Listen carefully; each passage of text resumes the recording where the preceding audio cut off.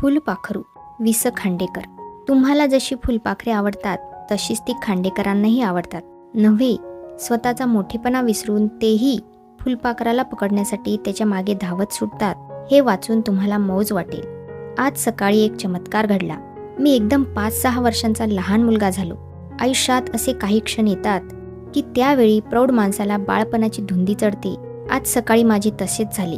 11 वाजता एका संस्थेच्या कार्यकारी मंडळाची सभा आटपून मी घराकडे वळलो.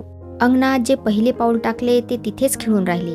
माझ्या स्वागताकरता एक फुलपाखरू तिथे भिरभिरत नृत्य करत होते. जणू काही पुष्पसृष्टीतले चिमुकले विमानच.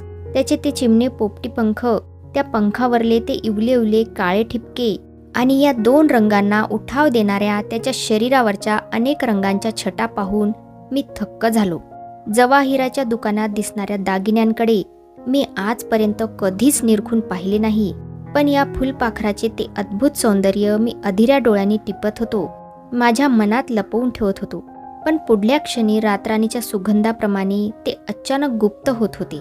त्या चिमण्या फुलपाखराचे रंग पाहून मला वाटले, जिच्यावर इंद्रधनुष्याची तोरणे उभारलेली आहेत, जिच्या घाटाच्या पायऱ्या कुबेराच्या भांडारातल्या नवरत्नांनी घडवलेल्या आहेत, अशा कुठल्या तरी स्वर्गीय नदीच्या परिसरात या फुलपाखराचा जन्म झाला असावा.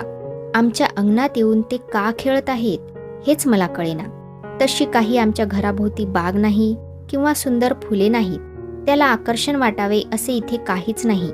तरीही ते वेडे स्वतःभोवती सर्कशीतल्या मृत्यूगोलात मोटारसायकल फिरवणाऱ्या साहसी खेळाडूप्रमाणे पुन्हा पुन्हा वळत आणि फिरत राहिले होते. त्याच्याकडे पाहता पाहता मी भान विसरून गेलो. त्याला धरण्यासाठी त्याचा पाठलाग करू लागलो. अंगण उघडे आहे आणि रस्त्यावरून जाणारी येणारी माणसे फुलपाखरू पकडण्याचा प्रयत्न करणाऱ्या एका वयस्क माणसाकडे पाहून हसत आहेत याची मला कल्पनाच नव्हती. त्या फुलपाखराला पाहिल्यापासून मी एका नव्या जगात प्रवेश केला होता.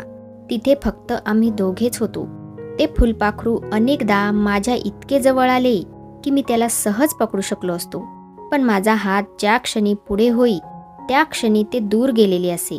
ते हुतुतू करीत जणू काही माझ्या हद्दीत येत होते आणि मला हुलकावण्या दाखवून पुन्हा सुरक्षितपणे आपल्या हद्दीत परत जात होते.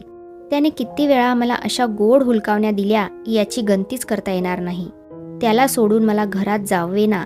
मी त्याच्याकडे पाहत उभा राहिलो आणि कुठल्या क्षणी ते भुरकन दूर गेले तेही मला कळले नाही. गाण्याची एखादी अतिमधुर लकेर कानावर पडावी आणि लगेच विरून जावी तसे मला झाले. ते फुलपाखरू मी पाहिल्याला आता 12 तास झाले होते.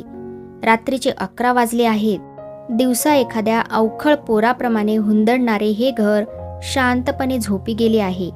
ते नाना प्रकारची स्वप्ने पाहत आहे, पण मी मात्र माझ्या अंथरुणावर या कुशीवरून त्या कुशीवर वळत पडलो आहे.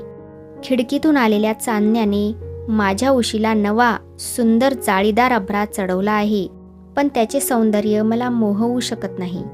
मला राहून राहून त्या फुलपाखराची आठवण होत आहे. ते यावेळी कुठे असेल? दमून झोपले असेल? फुलपाखरे झोप कशी घेतात, कुठे घेतात? मला जशी त्याची आठवण होत आहे तशी त्याला माझी आठवण होत असेल का? ते कधी मला दिसेल का? दिसले तर तेच हे फुलपाखरू म्हणून मला ओळखता येईल का? या विशाल विश्वात कुठेतरी त्याचा जन्म झाला, कुठेतरी माझा झाला. आज दुपारी योगायोगाने आमची दोघांची भेट झाली, पण ती पुन्हा कधी होईल का?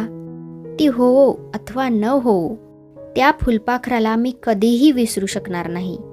ते जागेपणी मला दिसणार नाही, पण ते निश्चित माझ्या स्वप्नात येईल. मनुष्य स्वप्नांवर जगतो तो काय उगीच? तर अशा प्रकारे हा पाठ इथेच संपला. भेटूया पुढच्या पाठामध्ये. तोपर्यंत धन्यवाद.